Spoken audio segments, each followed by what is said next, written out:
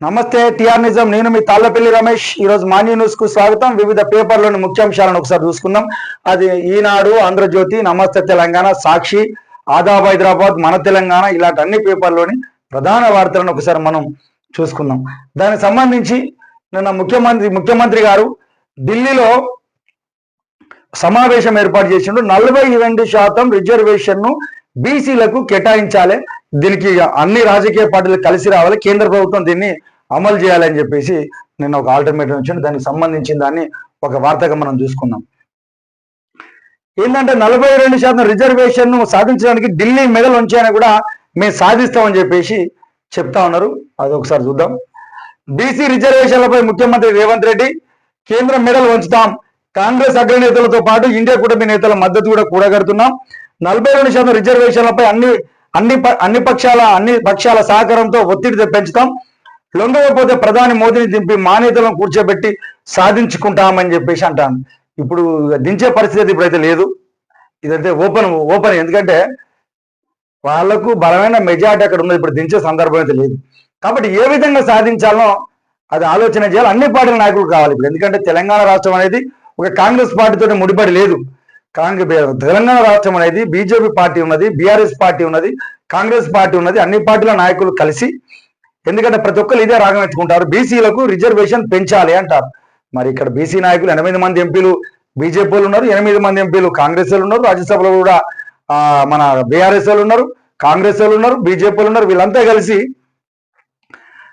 ఖచ్చితంగా ప్రజలకు న్యాయం చేయాలని ఆతృత ఉంటే మీరు అందరు కలిసి ఆ ఢిల్లీకి వెళ్ళి ఆ ఢిల్లీ ప్రభుత్వాన్ని మెడల్ ఉంచుతారా, ఇంకేమన్నా చేస్తారా, సాధించాలి. ఎందుకంటే ఇప్పుడు అందరు కలిసిపోవాలి. ఎందుకంటే తెలంగాణ ఉద్యమంలో తెలంగాణ రాష్ట్రాన్ని సాధించుకోవడం కోసం అన్ని పార్టీ నాయకులు కలిసిన తెలంగాణ అనేది ఏర్పడ్డది. ఈ రోజు కూడా బీసీ రిజర్వేషన్ బిల్లు అమలు చేయాలంటే కూడా అన్ని పార్టీల నాయకులు కావాలి, ప్రజలు కూడా ఆలోచన చేయాలి. ఎందుకంటే నిలదీయాలి మీరు కూడా ఎక్కడ. ఎందుకంటే ఆ ప్రభుత్వం ఇస్తా అన్నది ఇవ్వడానికి అన్ని పార్టీల మద్దతు కూడా అవసరం. ఎందుకంటే అది కేంద్ర పరిధిలో ఉన్నది కాబట్టి అన్ని పార్టీల యొక్క మద్దతు అవసరం. దానికి అన్ని పార్టీల మద్దతు వచ్చిన తర్వాత రానప్పుడు ప్రత్యామ్నాయం ఆలోచించాల్సిన సందర్భం ఉంటుంది. ఖచ్చితంగా నిజంగా మీరు కూడా అన్ని పార్టీలలో ఆలోచించాలనే. నిజంగా మీకు ప్రజలపైన ప్రేమ ఉంటే ఈ రిజర్వేషన్ అమలు చేయాలి. అన్ని పార్టీల నాయకులు ఇదంతా బీజేపీ కాంగ్రెస్లకు అన్ని పార్టీలు. ఎందుకంటే ఇక మేము ముందున్నది ఇదంతా ఏంటంటే ఒక ఛాలెంజ్ ఉన్నది ఇది. మరి ఎవరు దీన్ని నెరవేర్చ ప్రజలు కూడా ఆలోచన చేస్తా ఉంటారు. ఈ రోజు బీసీ నాయకులు అని చెప్పి అన్ని పార్టీల నాయకులు మనం చూసిన పేపర్లో ఇచ్చిండు. అన్ని పార్టీల నాయకులు పోయి ఇట్లా చేతులు ఎత్తి ఇట్లా మేము మాకు బీసీ రిజర్వేషన్ కావాలని అంటాను. కానీ మీ పార్టీలలో మాకు బీసీ రిజర్వేషన్ కావాలి ఎందుకు కొట్లాడలేకపోతారా? మీరు చేసే పార్టీలల్లో మాకు బీసీ రిజర్వేషన్ ఎందుకు అమలు చేస్తలేరు అని చెప్పేసి మీరు ఎందుకు నిలదీస్తలేరో అడగాలని చెప్పేసి టిఆర్ నిజం నుంచి ఆ పార్టీలో ఉన్నటువంటి నాయకులందరిని అడుగుతాను. ఏమన్నా ఇది పద్ధతేనా? ఏదో పక్క పోయి ఉండేది దానికంటే పోదాంపా, మరి మా వాళ్ళు పోతారు, మనం కూడా పోదాంపా, మాకు ఎందుకు రాదు చూద్దాంపా అని చెప్పేసి మీ నాయకత్వానికి తీసుకుపోతలేరు. ఆ ప్రజలు ఆలోచిస్తారు, చూడాలి. వాళ్ళకి ఇచ్చిన రిజర్వేషన్ కొంత అమలు చేయాలి. ఢిల్లీ మీడియా సమావేశంలో ముఖ్యమంత్రి వ్యాఖ్యలు. సెప్టెంబర్ 30 స్థానిక సంస్థల ఎన్నికలు 42% రిజర్వేషన్ అమలుకు కృతనిశ్చయంతో ఉన్నాం. ఇద్దరు పిల్లల నిబంధనలు ఎత్తివేసే అంశాన్ని ప్రభుత్వం పరిశీలిస్తుంది. రిజర్వేషన్లపై నేడు పార్టీల ఎంపీలకు పవర్ పాయింట్ ప్రజెంటేషన్. బీసీ నేత బండారు దత్తాత్రేయను ఉపరాష్ట్రపతిని చేయాలని సీఎం. ఫోన్ ట్యాపింగ్ కేసులో సిట్ విచారణ పిలిస్తే వెళ్తానని వెల్లడి. వాస్తవానికి ఏంటంటే ఇది మన కోర్టు ఆల్రెడీ వీళ్ళకి చెప్పింది. ఎందుకే ఇంకా ఎలక్షన్ నిర్వహిస్తలేరు. ఖచ్చితంగా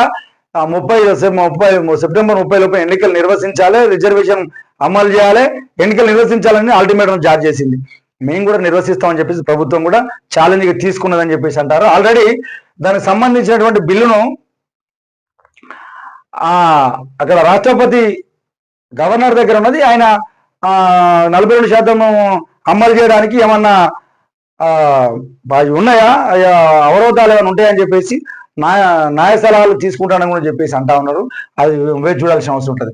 ఇంకోటి ఇద్దరు పిల్లల నిబంధన ఎత్తివేస్తామని చెప్పేసి అన్నది. ఎందుకంటే ఈ రోజు ప్రతి ఒక్కరు మాట్లాడేది ఇదే. ఏంటంటే డీలిమిటేషన్ జరుగుతుంది.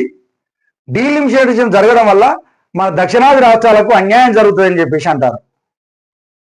అంటే ఇక్కడ ఆల్రెడీ ఒక అల్టిమేటం జారీ చేసి ఇద్దరు పిల్లల కంటే ఎక్కువ అప్పుడు కేంద్రంలో నిర్ణయం ఇద్దరు పిల్లలే ఉండాలి, అంతకంటే ఎక్కువ ఉండొద్దని చెప్పి నిర్ణయం తీసుకుంటే ఆ దక్షిణాది రాష్ట్రాలే పాటించినాయి.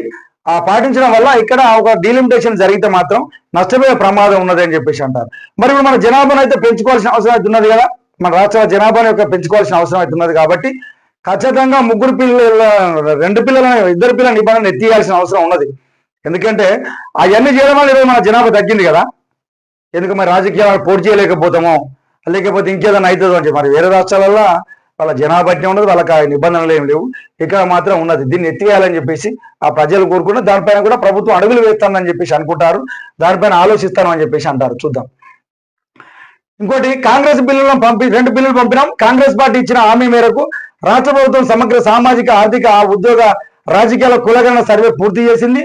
అందులోనే వెల్లడైంది. వివరాల మేరకు బీసీలకు 42% రిజర్వేషన్ అమలు చేయాలని చెప్పేసి నిర్ణయించడం. విద్యా ఉద్యోగ అవకాశాల్లో ఈ మేరకు రిజర్వేషన్ల కోసం 1-2 స్థానిక సంస్థల రిజర్వేషన్ల కోసం 1 శాసనసభలో 2 బిల్లులు ఆమోదం ఆల్రెడీ కులగణన చేసి పంపినాం.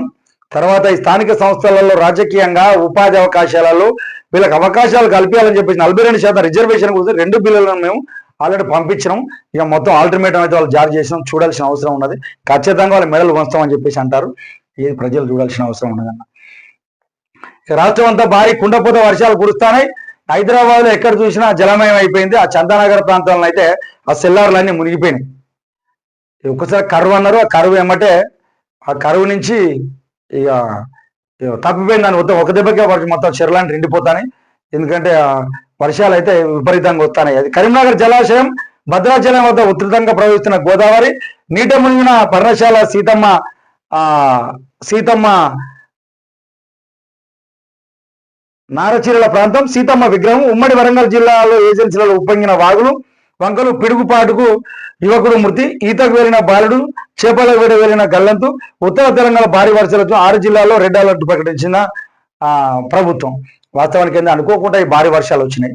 దీనివల్ల వాగు పరిహారక ప్రాంతాలలో ఉన్నటువంటి రైతులు నష్టపోతా ఉన్నారు. ఎప్పుడు వర్షాలు వచ్చినా కూడా ఆ వాగు పరివాహక ప్రాంతాల్లో ఉన్న రైతులంతా నష్టపోతాను. మొదలు నాట్లేయడం వల్ల ఈ వరద రావడం వల్ల మళ్ళా భూమిలో కొట్టుకపోతా ఉన్నది.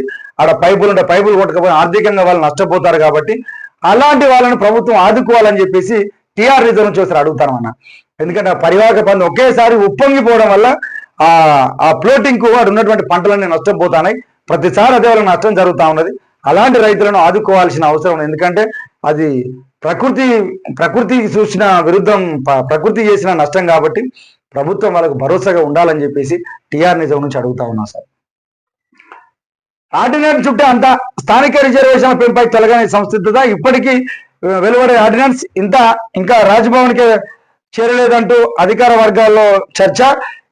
ఏజీ గవర్నర్ ను పిలిపించి ఆరా తీయాలనేది ప్రచారం. ఎన్నికల సన్నాహాలలో రాష్ట్ర ఎన్నికల సంఘం రాష్ట్ర సంఘం పంచాయత్ రాజ్ శాఖ, ఎందుకంటే ఆర్డినెన్స్ ఆడు ఉన్నదని చెప్పేసి అంటారు. 2018లో చట్టం ఉండే, అది 2 టర్ములకు ఉండే. ఈసారి దాని ఆర్డినెన్స్ తీసుకొచ్చారు, దాన్ని మారుస్తామని చెప్పేసి అంటారు. అది వేచి చూడాల్సిన అవసరం ఉన్నది. ఇది వార్తలు.